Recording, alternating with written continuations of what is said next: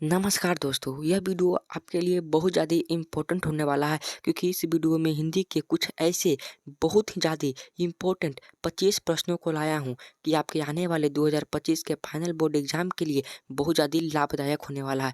मैं गारंटी के साथ कहता हूँ, अगर आप इन सभी 25 प्रश्नों को रट्टा मार कर याद कर लेते हैं तो 100% दावा है कि 5 नंबर आपके बोर्ड एग्जाम में पक्का आ जाएंगे हिंदी के पेपर में। ठीक है, तो 25 प्रश्नों को याद कर लेना, एक भी प्रश्न को छोड़ना मत। तो आओ हम एक-एक कर सभी प्रश्नों का जवाब देते जाएँगे, उसे आप लिख लीजिएगा जो प्रश्न आपको नहीं आता होगा। कह रहा श्रम विभाजन और जाति प्रथा के लेखक कौन है? तो श्रम विभाजन और जाति प्रथा के लेखक हैं बाबा साहब भीमराव अम्बेडकर जी।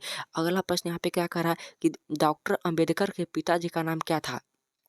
ऑप्शन के फ्राई मत रहिए। अगर आपको लगता है कंठस्थ याद है तो डायरेक्ट जवाब दे दीजिए, ऑप्शन मत देखिए। डॉक्टर अंबेडकर के पिता का नाम क्या था? रामजी मुलाजी सकपाल था। तीसरा नंबर क्वेश्चन यहाँ पे क्या करा कि आधुनिक सभ्य समाज कार्यकुशलता के लिए किससे आवश्यक मानता है? तो आधुनिक सभ्य समाज जो है कार्यकुशलता के लिए श्रम विभाजन को आवश्यक मानता है।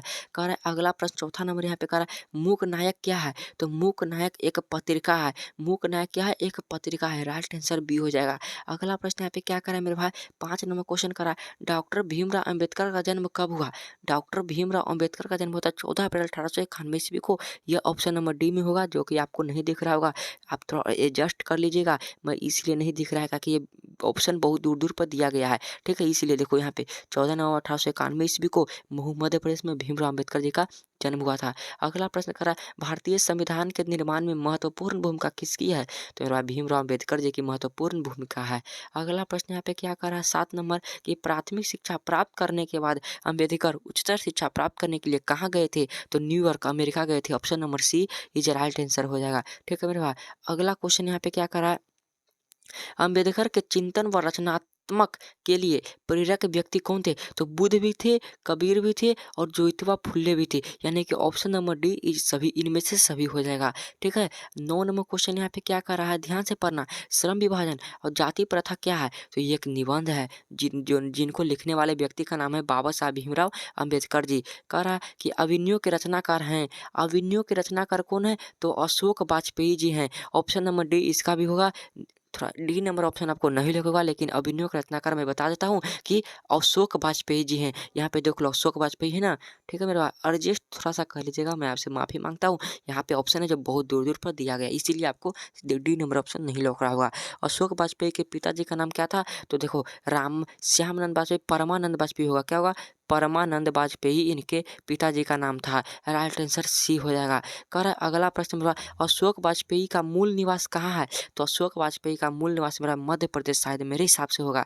कह रहा है 13 नंबर क्वेश्चन यहाँ पे क्या कर रहा है, एक पतंग अनंत में किनकी रचना है? तो एक पतंग अनंत में भी अशोक वाजपेयी जी की रचना है। ऑप्शन नंबर डी में इसका राइट आंसर हो जाएगा। अशोक वाजपेयी जी एक पतंग अनंत में लिखे थे। कह रहा है अगला प्रश्न यहाँ पे, अशोक वाजपेयी ने किस पत्रिका का संपादन किया था? तो मेरे भाई इसका राइट आंसर डी में होगा, नटरंग का। नटरंग का संपादन इन्होंने किया था। कह रहा है अगला प्रश्न यहाँ पे मेरे भाई कि बड़े डॉक्टर बाबा साहब पपाती, बड़े डॉक्टर साहब पपाती के संदर्भ में क्या आदेश किए थे? तो आदेश करने थे कि अस्पताल में भर्ती कर दो उसे। जमा सॉरी नो, यहाँ पे नहीं, ये नहीं होगा। जमा राशि करने में इनमें जमा राशि करने के होगा शायद मेरे हिसाब से। कह रहा है 16 नंबर क्वेश्चन कि दही वाली मगम्मा कहानी का प्रमुख पात्र कौन है? तो मगम्मा है, क्योंकि वह दही बेचने का काम करती है और उसी से उसका चैप्टर बना है। दही वाली मगम्मा कहानी किसे संदेश देती है? तो बहुओं को संदेश देती है जो रोजाना घर में लड़ाई करते हैं। अब बहुओं को मगरमच्छ की उपमा दी गई है इस कहानी में। ठीक है, मगम्मा के कुल कितने सदस्य थे? मगम्मा के परिवार के कुल कितने सदस्य थे? तो एक मगम्मा थी, एक मगम्मा की बहू, मगम्मा का बेटा और एक उसका पिता, यानी कि कुल 4 सदस्य थे।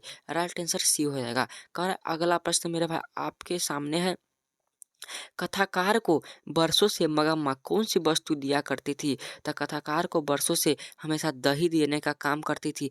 ऑप्शन नंबर डी में इसका राइट आंसर हो जाएगा दही। ठीक है, अगला प्रश्न यहाँ पे क्या कर आपके सामने, मगम्मा की बहू का नाम क्या था? तो मगम्मा की बहू का नाम था नजम्मा, जो कि बहुत ही लड़ाकिन थी। 21 नंबर क्वेश्चन यहाँ पे क्या करा है मेरे भाई कि पपाती किस रोग से ग्रसित थी? तो पपाती जो थी मेनिंजाइटिस नामक रोग से ग्रसित हो गई थी। अगला प्रश्न यहाँ पे 22 नंबर करा नगर कहानी में किस नगर का वर्णन किया गया है? तो मदुरई नगर का वर्णन किया गया है। अगला प्रश्न 23 नंबर क्वेश्चन कह रहा है मेरे भाई कि सुजाता का जन्म कहाँ हुआ? सुजाता का जन्म तमिलनाडु चेन्नई में हुआ था। कब हुआ था? कमेंट बॉक्स में बता देना। 23 का आंसर के ए जमुना द्वारा अनुदित रचना है।